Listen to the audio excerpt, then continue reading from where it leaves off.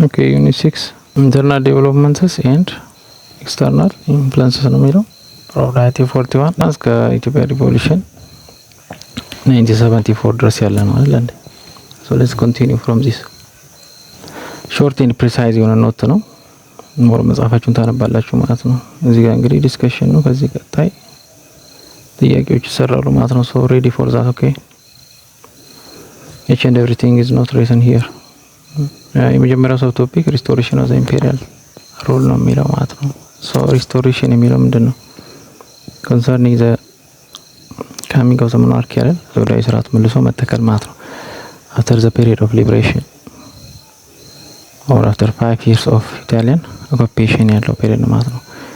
ሶ ኢምፐረር ኃይለ ሥላሴ ኬም ቱ ስትሮን ማለት ነው። ከዛ በኋላ ዜር ኢዝ ቻሌንጅ ፍሮም ዘ ብሪቲሽ ገቨርንመንት ማለት ነው። እንግሊዞች ብዙም ፈቃደኛ አልነበሩም አይደል? ይሄንን ስርዓት ወይን ደግሞ ቶታሊ ኢትዮጵያ ነጻ ሀገር እንድትሆን ብዙ ፍላጎት አልነበራቸውም። ስለዚህ የመጀመሪያዎቹ 2 አመታት በጣም ቻሌንጂንግ ፔሪድ ነው ማለት ነው ፎር ዲፔንደንስ ኤንድ ሶቨሬኒቲ ኦፍ ኢትዮጵያ ማለት ነው። ብዙ ስለማይነገር ነው why the British continue Ethiopia to be as a enemy territory ማለት ነው። ያው ጣሊያን ከለቀቀ በኋላ ፋሽስት ኢታሊ ከዛኛን የተረከብነው we have to administer that as enemy territory ብሎ ያስቡ ነበር ነው ማለት ነው። ሶ ሂር ዘ ዲፕሎማቲክ ስኪል ኦፍ ኢምፐረር ኃይለ ሥላሴ ትልቅ ሚና ነበራቸው ማለት ነው። ወይም ደግሞ አሸናፊ ሆኗል ማለት ነው ኢትዮጵያ ነጻነት ለመመለስ ማለት ነው። ሶ እዚህ ውስጥ 2 አግሪመንቶች አሉ ማለት ነው። ቀጣይ እናያቸዋለን ማለት ነው። 2 ጊዜ የተደረጉ ከእንግሊዝ መንግስት ጋር ማለት ነው። ኃይለ ሥላሴ ሪስቶርድ ኢን 1941 yes it is when ሜይ ላይ ነው አይደል? ሶ ወይ ሚያዝያ 27 የሚባለው ማለት ነው። they entered into this or the political center ማለት ነው። big terrace supported by the British force yes it is in General Cunningham General Wingate ትልቅ contribution ነበራቸው። እሱን ተምራችኋል ዩኒት I think unit 3 of your history course, okay? During the period of occupation centralized monarchy are established መጀመሪያ ላይ ያልኩት ማለት ነው። ሞናርኪ መልሶ central system of administration was established because at the early period of Emperor ኃይለ ሥላሴ ከ5 ዓመት በኋላ ነው ጣሊያኖች የመጡት ገና ቤዙ አልተጣለም ነበር ማለት ነው። ሶ dismantled by the coming of the Italian fascist Italian however to re-established የሚላቸው እሱ ነው። እንደገና መልሶ ማዋቀር ነው። ምንድነው የሰራው? first the emperor establishes minister of cabinet, okay? ካቢኔ ሚኒስቴር establish አድርገዋል። ከዛ የተለያዩ ሹማምንቶችን ስልጣን መስጠት ማለት ነው። however there was faction between two groups during the period, okay? እንደኛ አርበኞች ለነጻነት ሲታገሉ የነበሩ አሉ ሀገር ውስጥ okay? ፔትሮይት ተመላቸው ማለት ነው። ሁለተኛ ኤግዛይል አሉ ከውጭ አብረው ተሰደው ይሄዱ ፈርተው ማለት ነው። አይደል ነው ቻይን ወይ ፕላስ ምን አሉ ባንዳ ሆነው ሲሰሩ የነበሩ አሉ ከጣሊያን ጋር ማለት ነው። ስለዚህ 2 የተፋጠጠ ግሩፕ ነበር ማለት ነው።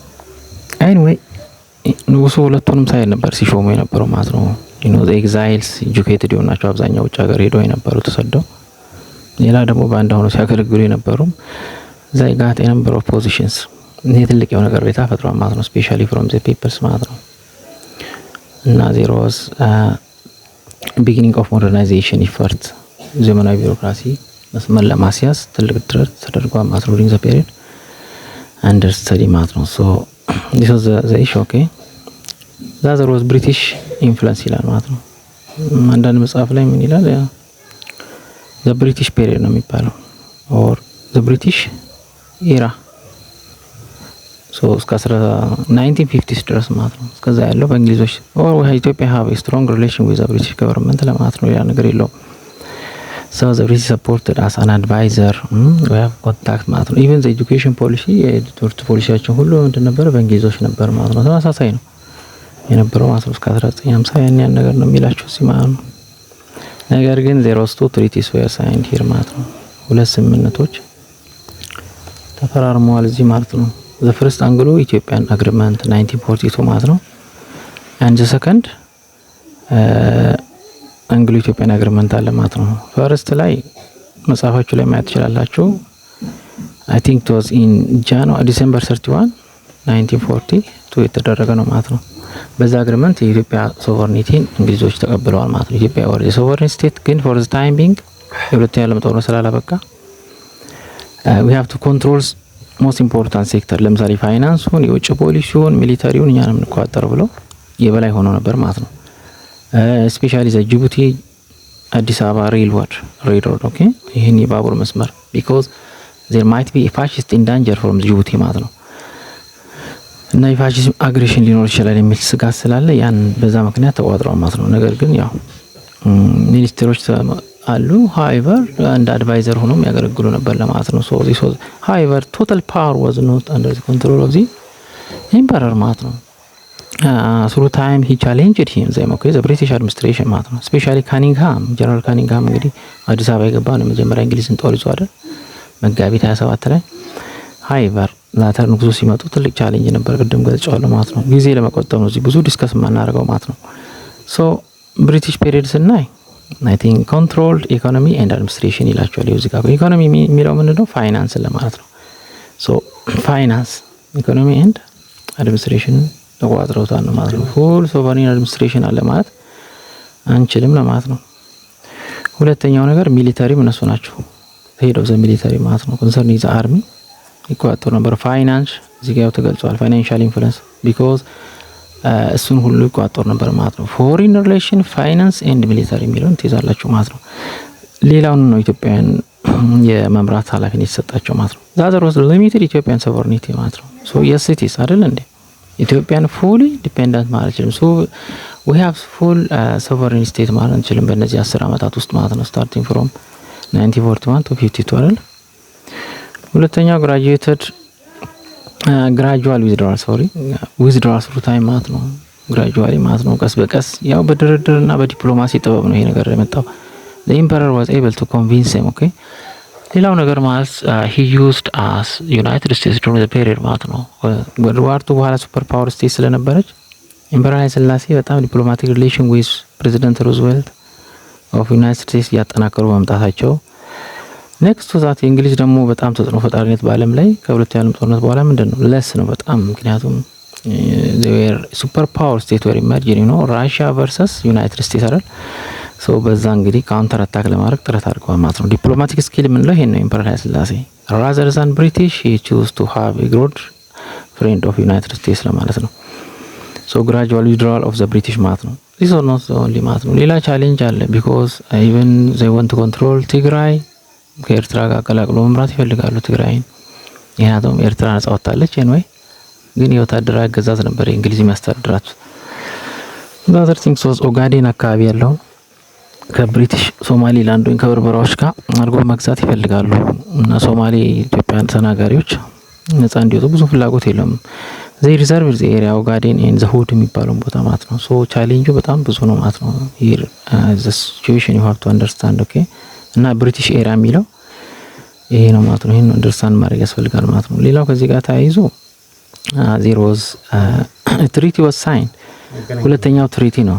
ሰከንድ ትሪቲ 1944 የተሰየመ ነው። አይ ቲንክ ጃንዋሪ 19 ኦኬ ጃንዋሪ ሰከንድ አንግሎ 1944 የተስማሙበት ማለት ነው። እዚህ ሰዓት እንግዲህ most of the time the hood and reserved area ብቻ ሲቀር ኦጋዴን was come back to ኢትዮጵያን ቴሪቶሪ ማለት ነው። ኦጋዴን አካባቢ ወደ ኢትዮጵያ ተመለሰበት እንዲህ ነገር አለ ማለት ነው። ሌላው ደግሞ ፋይናንስ፣ ሚሊተሪ፣ ፎሪን ፖሊሲ እንግሊዞች የበላይ ነበሩ ብለናል። so they lose that okay and ኢትዮጵያ control that area ማለት ነው። so the emperor this time got full power ማለት ነው or sovereign power አግኝተዋል። ነገር ግን ትንሽ የቀሩ ቦታዎች አሉ ማለት ነው። ወደ ሶማሌ ሁድ የሚባሉ ቦታዎች በእንግሊዝ የሚተዳደሩ ማለት ነው። እስከ 1950ዎቹ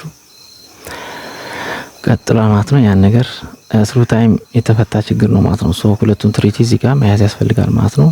ስቴፕ ባይ ስቴፕ ነው ስሙዝሊ ኤንድ ግራጁዋሊ ኢትዮጵያ ኢንዲፔንደንስ የተረጋገጠው የሚለው ማለት ነው። ሌትስ አስ ኬም ቱ ዘ ሰብ ቶፒክ ማለት ነው። ወደ ሁለተኛ ስንመጣ ኢት ዋዝ ፔሪድ ኦፍ አሜሪካን ኢንፍሉዌንስ ምንለው ማለት ነው። 1950s እስከ ኢትዮጵያን ሪቮሉሽን ድረስ ወይ ኢትዮጵያ አብዮት ድረስ የነበረው ፔሪድ አሜሪካን ኢንፍሉዌንስ ለምን ተባለ? ኢት ዋዝ ፔሪድ ኦፍ አሜሪካንስ ማለት ነው። ኢትዮጵያ have a strong relation with America የሚለውን ነገር ግለጽ ተፈልጎ ነው አሜሪካን ኢንፍሉዌንስ የሚለው ቴክስታችሁ ላይ ማለት ነው። so he said USA replaced British as a key ally ይላል።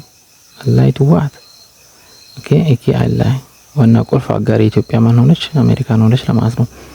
military and economic provided okay ሂር ዜሮ ዚ ፖይንት ፎር አግሪመንት የሚል አለ መጽሐፋችሁ ላይ ካለ ቼክ አድርጉት። ኦኬ ፖይንት ፎር አግሪመንት ማለት ነው ምን ለማለት ነው? በአራት ጉዳዮች ላይ አሜሪካ ኢትዮጵያን ለመርዳት ተስማማችበት ነው። ዋን ኢን ሄልዝ በጤና ዘርፍ ማለት ነው። ኦኬ ኔክስት ኤዱኬሽን፣ ሰርድ ይሄ ሃይዌይ መንገድ ለመገንባት ኦኬ፣ ሰርድ እና ዋናው ደግሞ ሚሊታሪ ላይ ነው ማለት ነው።